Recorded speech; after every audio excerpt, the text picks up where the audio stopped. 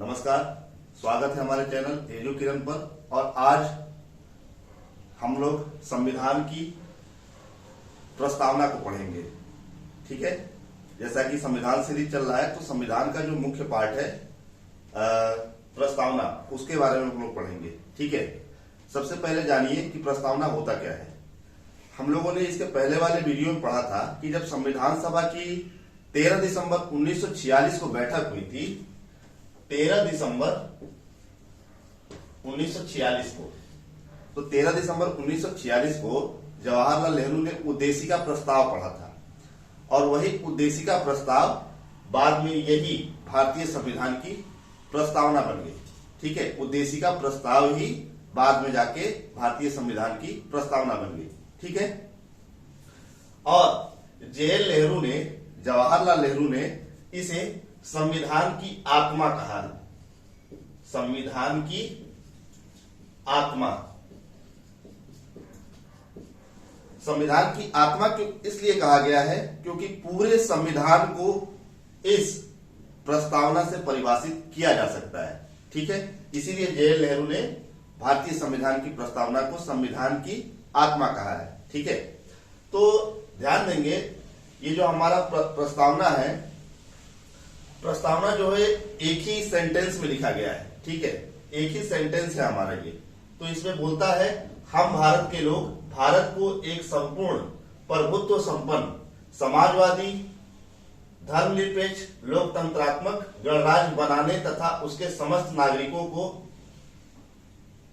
सामाजिक, आर्थिक और राजनीतिक न्याय, विचार, अभिव्यक्ति, विश्वास, धर्म और उपासना की स्वतंत्रता, प्रतिष्ठा और अवसर की समता प्राप्त करने के लिए तथा उन सब में व्यक्ति की गरिमा और राष्ट्र की एकता और अखंडता को सुनिश्चित करने वाली बंधुता बढ़ाने के लिए दृढ़ संकल्प होकर अपनी इस संविधान सभा में आज तारीख 26 नवंबर 1949 मिति मार्क्सिस शुक्ल सप्तमी संवत 2006 विक्रमी को एतद द्वारा इस संविधान को अंगीकृत, अधिनियमित और आत्मार्पित करते हैं। ये एक सेंटेंस में बोला गया है। ठीक है, अब इसको कुछ बातों को समझना है हमको। ठीक है, अब इसमें दिया है संपूर्ण प्रभुत्व संपन्न। प्रभुत्व संपन्न का मतलब होता है सोवरेन। सोवरेन का मतलब ये हो गया कि भारत जो है वो पूरी तरीके से स्वतंत्र है।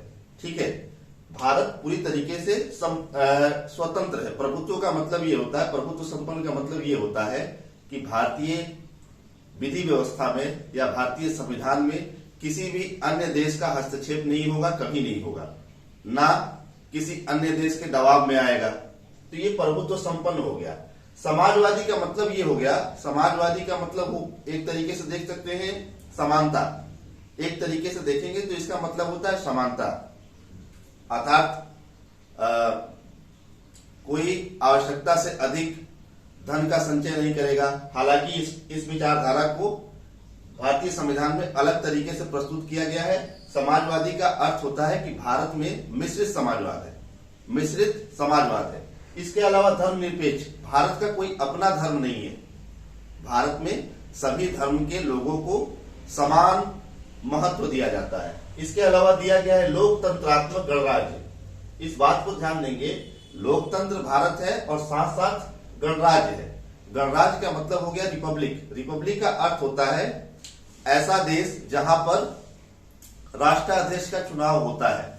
ठीक है, ध्यान देंगे ब्रिटेन जो है वो लोकतंत्र तो है लेकिन गणराज्य नहीं है, क्योंकि वहां पर राष्ट्राध्यक्ष का चुनाव नहीं होता है, वहां पर महारानी है। लेकिन अपने यहाँ राष्ट्राध्यक्ष कौन होता है? राष्ट्रपति, और राष्ट्रपति का चुनाव होता है। ठीक है, तो हमारा भारत जो है वो लोकतंत्रात्मक गणराज्य है। उसके आगे बोलता है उसके समस्त नागरिकों को सामाजिक, आर्थिक और राजनीतिक न्याय। ठीक है, सभी को एक समान, एक दृष्टि से सभी क्षेत्रों में बराबर मौके दिए जाएंगे। ठीक है, सामाजिक, आर्थिक और राजनीतिक न्याय में सबको शामिल किया जाएगा। इसके अलावा विचार, अभिव्यक्ति, विश्वास, धर्म और उपासना की स्वतंत्रता।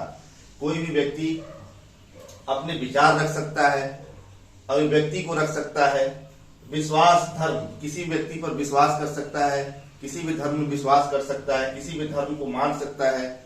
उपासना की स्वतंत्रता, किसी भी चीज की उपासना कर सकता है, उसको कोई रोक नहीं सकता है। ठीक है। इसके अलावा दिया है प्रतिष्ठा और अवसर की समता। अवसर की समता, समता का मतलब होता है इक्वलिटी, सबको बराबर हर जगह कोई भेदभाव, बिना भेदभाव किए उनको समान अवसर प्रदान किया जाएगा। प्राप्त करने के लिए उन सब में व्यक्ति की गरिमा और राष्ट्र की एकता और अखंडता सुनिश्चित करने के लिए करने वाली बंधुता बढ़ाने के लिए, इस बात को ध्यान देंगे, अपने यहाँ राष्ट्र की एकता और अखंडता सर्वोपरि है। ठीक है। ऐसा कोई भी कार्य कोई भी व्यक्ति नहीं करेगा जिससे राष्ट्र की एकता और अखंडता अक्षुण्ण हो या उससे धूमिल हो। ठीक है। बंधुता को बढ़ाने के लिए दृढ़ संकल्प होकर आज अपनी इस संविधान सभा में 26 नवंबर 1949, ध्यान देंगे, संविधान को 26 नवंबर 1949 को ही एक्सेप्ट किया गया था। इसीलिए हम लोग 26 नवंबर को क्या मनाते हैं? विधि दिवस। विधि दिवस मनाते हैं। ठीक है। 26 नवंबर को विधि दिवस मनाया जाता है। मिति मार्गशीर्ष शुक्ल सप्तमी संवत 2006 विक्रमी, ये विक्रम संवत का कैलेंडर है, उसके अनुसार 26 नवंबर 1949 को ये वाली तारीख थी। ठीक है। अर्थात मिति मार्गशीर्ष शुक्ल सप्तमी संवत 2006 विक्रमी को एतद द्वारा इस संविधान को अंगीकृत, अधिनियमित और आत्मार्पित करते हैं। अर्थात इस दिन संविधान को हम लोग एक्सेप्ट कर लिए। ठीक है। और 26 जनवरी 1950 को इस संविधान को पूरी तरीके से लागू कर दिया। इस बात को थोड़ा सा और इसमें हम लोग पढ़ेंगे। इसमें कुछ वर्ड है जो बाद में जोड़े गए हैं। ठीक है। इसमें जो कुछ वर्ड है वो बाद में जोड़े गए हैं, ध्यान देंगे।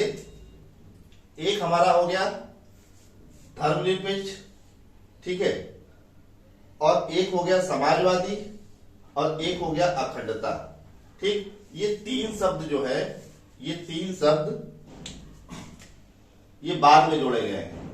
अखंडता, समाजवादी और धर्मनिरपेक्ष। ये 42वां संशोधन हुआ था, 42वां संविधान संशोधन। ठीक है। उसमें इन तीनों वर्डों को शामिल किया गया इंदिरा गांधी के समय में। और ये संशोधन कब हुआ था? 1976 में। तो 1976 के तहत इन तीन शब्दों को और प्रस्तावना में जोड़ा गया। इसके अलावा ध्यान देंगे, कई बार विवाद उठा है कि प्रस्तावना जो है वो भारत के संविधान का अंग है कि नहीं है। इस बात पर विवाद छिड़ा तो एक केशवानंद भारती का वाद आया। केशवानंद भारतीवाद में वाईबी चंद्रचूड़, जो हमारे उस समय सुप्रीम कोर्ट में न्यायाधीश थे, उन्होंने इस बात को डिफाइन किया कि भारतीय संविधान का अभिन्न अंग है। प्रस्तावना जो है वो भारतीय संविधान का ही अंग है। तो इसको डिफाइन किया गया केशवानंद भारतीवाद में। ये काफी फेमस केस है। ठीक है। इसके अलावा आप लोग और देखेंगे तो इसमें कुछ और वर्ड है, जैसे न्याय शब्द आता है। न्याय शब्द जो है वो 1917 में रूस की क्रांति हुई थी।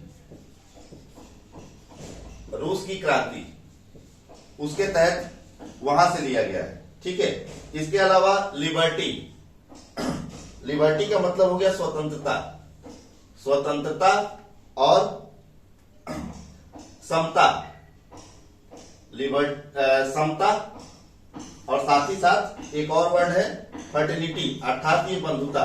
ये तीनों ली गई है। ये तीन वर्ड जो है वो लिए गए हैं फ्रांस की क्रांति से। और फ्रांस की क्रांति कब हुई थी? 1789 में। तो ये तीन वर्ड है। ठीक है। तो ये हमारा भारतीय संविधान का प्रस्तावना है, जिसे जवाहरलाल नेहरू ने संविधान की आत्मा कहा। ठीक है। तो इसके आगे की वीडियो में हम लोग अन्य चीजों को पढ़ेंगे। कोशिश करते हैं कि आगे के वीडियो में हम लोग शेड्यूल पढ़ें, और इसी के साथ वीडियो को देखते रहिए। धन्यवाद। आपका दिन शुभ हो।